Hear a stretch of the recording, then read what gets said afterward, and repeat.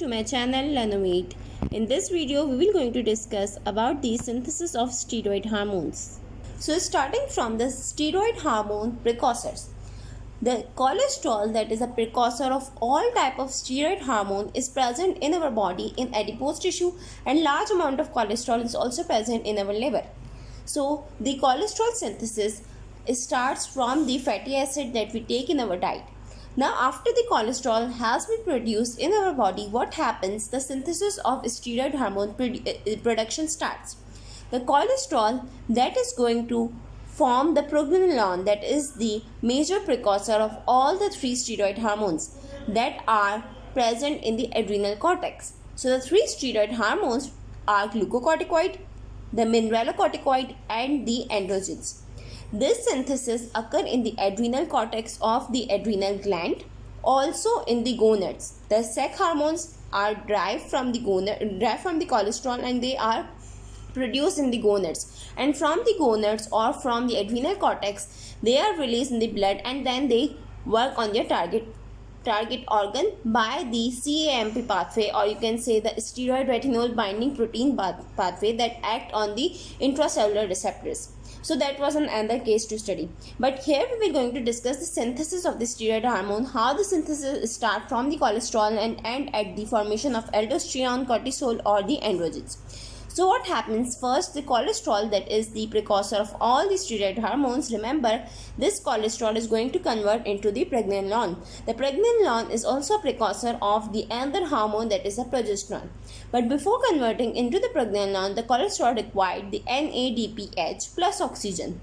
The aerobic energy is from the oxygen, while the NADPH is for the electron transfer.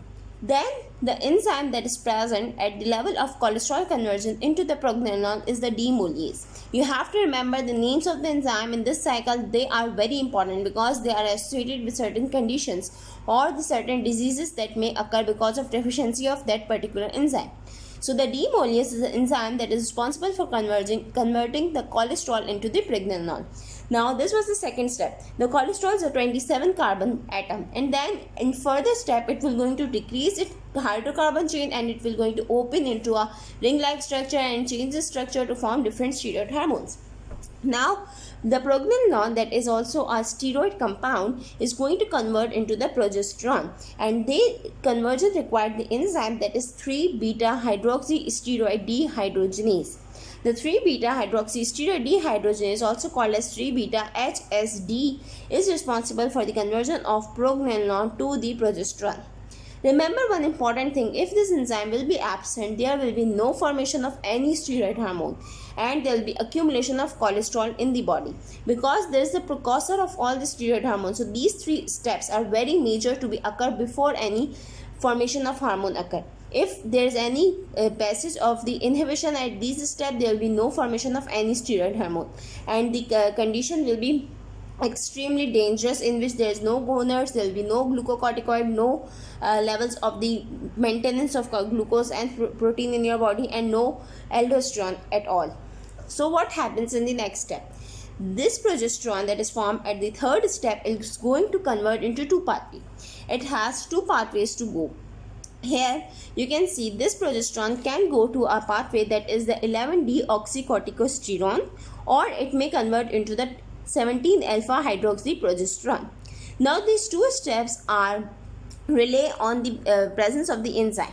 On the presence of particular enzyme, if the enzyme for this 17-alpha-hydroxylase progesterone, that is 17-alpha-hydroxylase, is in excess, the progesterone convert into the 17-alpha-hydroxyprogesterone. That is a precursor of cortisol and the androgens. And if the enzyme is not in excess, if the 21-alpha-hydroxylase will be excess, there will be a conversion of progesterone into the 11-deoxycorticosterone, that is a precursor for the aldosterone. So these both are the pathways to go from progesterone to cause the formation of corticosterone, or to cause the formation of 17-alpha-hydroxyprogesterone.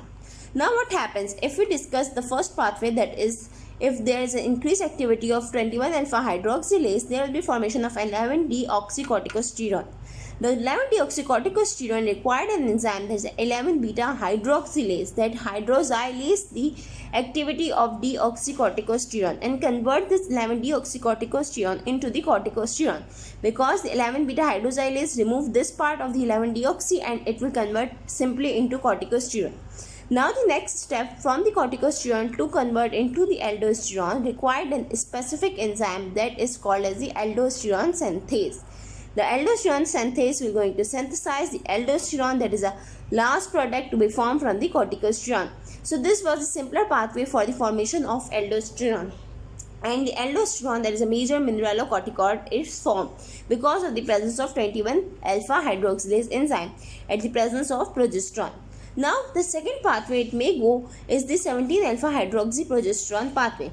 In this pathway, the enzyme required is 17-hydroxylase that will break down this part, that is the 17-alpha hydroxylase, and convert this progesterone into the deoxycortisol or the aldosterone. Again, here are the two pathways that may go through. If the enzyme, that is 21-alpha hydroxylase, is present in excess, the 17-hydroxyprogesterone is going to convert into the 11-deoxycortisol. The 11-deoxycortisol is a precursor of cortisol. That you have to remember, this 11-deoxycortisol is a precursor of the cortisol. But the cortisol formation required another enzyme, that is the 11-beta hydroxylase. Because this was 11-deoxy, so we required the 11-beta hydroxylase. This was just simple to remember the name of the enzyme as the number given in the compound. So it will going to break down this 11-deoxy and there will be formation of cortisol, just cortisol. And in the second pathway, here we can see the enzyme that is required is 1720 lyase, that will going to lyase the 17-alpha hydroxy and it will going to form the androstenedione. And you know, androstenedione is an androgen that may go to the estrogen or progesterone or testosterone, because the androgen can be of any type. It may be male androgen or it can be converted into the estrogen, that is a female sex hormone.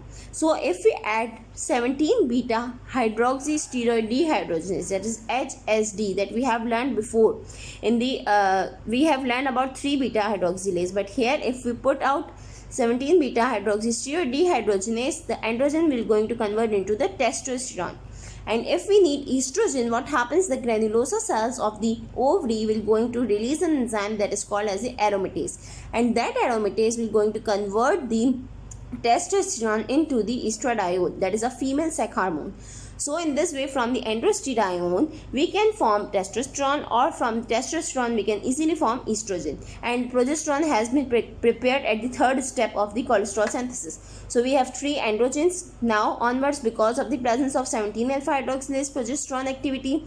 And if we want cortisol, we can go for the pathway that is requiring the enzyme 21-alpha hydroxylase, in which the 11-deoxycortisol convert into the cortisol. The third pathway we will go for aldosterone is the 21-hydroxylase pathway, in which 11-deoxycorticosterone is being lyased by the 11-beta hydroxylase, and it will going to convert the corticosterone by the aldosterone synthase into the aldosterone. So these are the 3 pathways, but the main function to remember is the name of enzyme. Now what happens, the function, we should know the function of these 3 hormones or 4 hormones that we got at the end of the steroid synthesis. The aldosterone that is being produced having an important function in the kidney, because it stimulates the renal reabsorption of sodium and it excretes the potassium. So in this way it will going to maintain the blood pressure and the blood volume. The cortisol is a major glucocorticoid. It will going to stimulate the gluconeogenesis, that is the formation of glucose from non-carbohydrate precursor, and it will going to cause the proteolysis, that is the breakdown of protein. And the third step is going to do is the anti-inflammation. So these are the 3 major functions of cortisol. There is a gluconeogenesis, proteolysis and anti-inflammatory effect.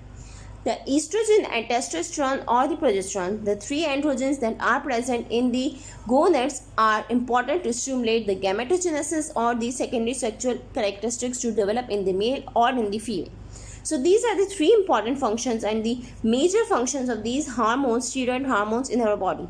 But what happens in any of these steps if this was not occurring? If any of the step is inhibited, there will be an accumulation of the precursor and there will be not production of that hormone, and there will be deficiency of the function that is done by that hormone. So we will going to see how the deficiency and what are the deficiencies we can see in the human body if there is a inhibition of the synthesis of the steroid hormone at the level of any step in the cholesterol synthesis. So in the next part we will going to discuss. Thank you for watching.